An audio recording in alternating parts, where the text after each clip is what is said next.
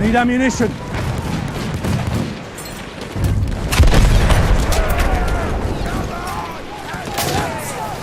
We have taken objective butter.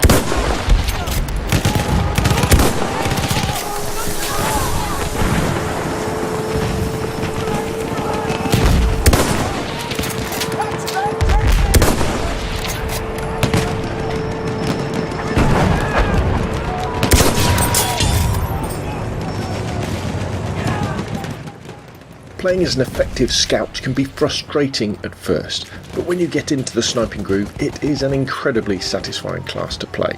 So let's look at 3 possible loadouts you could try to suit your playstyle or the game situation, and some useful drills to sharpen your skills before you jump into the objective based modes of Operations, Conquest or Rush. My first sniper rifle option is the SMLE Marksman variant, with no bayonet and with the optical zoom set to 2.5 times. This may seem really low for a sniper, but in this class option I want to be still playing the objectives and supporting my teammates, not just hanging back and sniping them from a distance. The SMLE has a reasonable rate of fire and a large magazine, which makes it useful in many situations. The secondary I use is the 1911 pistol, and as a scout or sniper you'll be relying on this whenever you're up close or if you've put one rifle round into an enemy and want to finish them off quickly. A technique you'll be using a lot as a scout sniper is the 1-2 method to take out enemies at short to medium range, to make up for the slow rate of fire of your main weapon, but taking advantage of its damage per shot. What you do is shoot your enemy with the rifle and then immediately swap to your pistol to finish them off, pumping as much lead into them as quickly as you can. This works because your rifle shot will almost kill them, so you only need a handful of bullets from your much weaker but faster firing sidearm. My grenade, as with all my classes, is the light anti-tank grenade, so I can do my bit against enemy armour, and my gadgets are the trench periscope and the spotting flare gun. You can use the trench periscope to spot enemies while remaining hidden, great for squad work and earning lots of spot points, but if you don't find it useful you may want to swap it out for the anti-armour K bullets. The spotting flare, however, is essential, as when fired it shows the locations of enemies on your and your teammates' minimaps in a circle about 15 to 20 metres wide.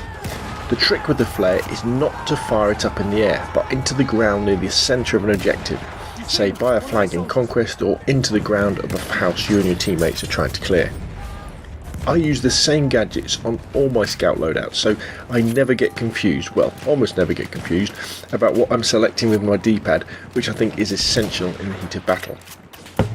If I want to play more defensively and snipe enemies from further away from the objectives, I go with the Russian Sniper 1895, again with no bayonet, but the zoom set to 6 or 8 times. But I've got to say that I think the 6-time scope is more practical. When you move on to the long-range specialist rifles like the M1903, go for the longer zooms, but then you really are just camping at the back of the sides of the map and not playing the objective. With the Russian 1895 I can still find myself a nice spot on the side of a hill or in the top of a building, go prone and then spot enemies with my trench periscope and kill them with my rifle. You can get mobile with the 1895, but with such a strong zoom on the scope, medium to close range kills can be tricky and you'll have to be quick on the draw with your pistol to take out closer threats. Try getting a couple of kills, then move to a different location to avoid being hunted down by the people you've just shot. Adjust the scope distance to roughly match the distance to your target, and you won't have to allow for bullet drop as much, but you normally can't go wrong if you always just aim for the top of the head, or if someone is running just in front and above their leading shoulder. Bullet drop and time to target plays a larger role as you snipe from longer distances, and my best advice is to try and stick with the same rifle and the same optical zoom and just practice a lot, and you'll gradually get a feel for it and be popping headshots on a regular basis.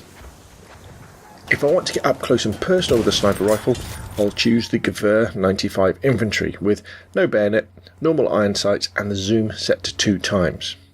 The 95 has a straight pull reload action, which means that it has a fast reload and you can remain aim down sights while reloading, although the 5 bullet clip means you'll have to be tactical with your reloads. With the other 2 rifles, the SMLE and the Russian 1895, they have sweet spots, which means there are 1 hit kill to the body, at between 40 and 75 metres with the SMLE and between 60 and 100 metres with the Russian. The Gewehr, however, has no sweet spot, but like the others, it's a 1-shot kill headshot, and with its fast reload time, you'd be surprised at how many times you'll get the drop on and kill your enemies.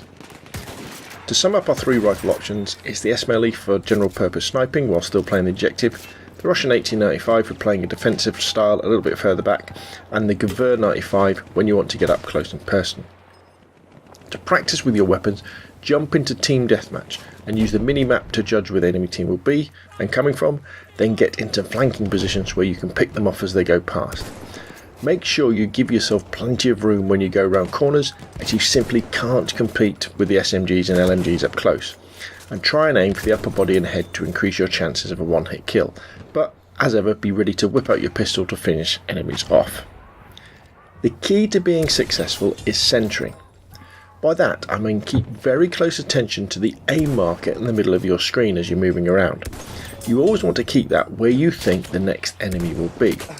So as you move around a corner with aiming down sights, put the marker where an enemy might be if he was around that corner or running around it. That way, if you guess right, when you pull the left trigger to aim down sights, your target will be in the centre of your crosshairs and you'll be able to fire immediately. Centering also applies to when you encounter an enemy and they're not in the middle of your screen.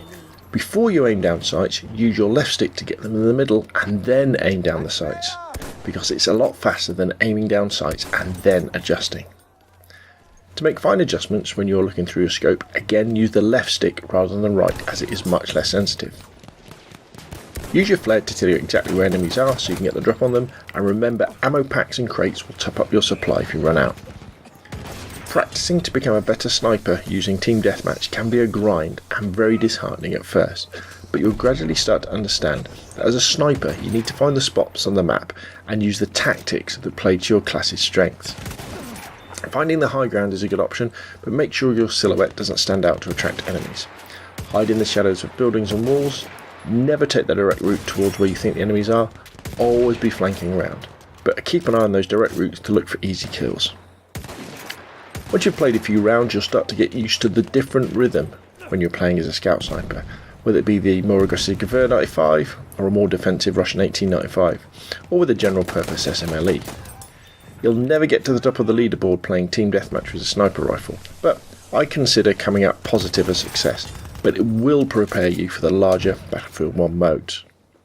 Now, it's time to have a crack at the objective modes, and I'd recommend operations to get the best practice as a sniper, because either as an attacker or a defender you've got a really good idea where the enemies are going to be coming from, and how to get on the flanks or into a position where you've got a good field of view to take them out. If you're using the Gewehr 95, you can get close to the objectives. Again, use your flare on the flag to highlight enemies on everybody's minimap, but don't be afraid to take on targets that are further away. Just line them up and fire, and you'll be surprised at the number of headshots and one-shot kills you get. But if they don't fire first, stick another one in them, or whip out your pistol if they're close.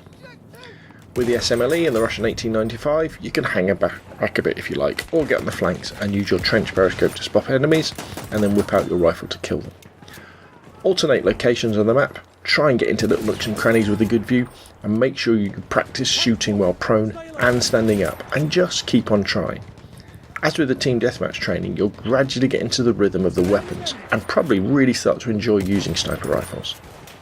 The Gewehr 95, for example, is my favourite gun in the game.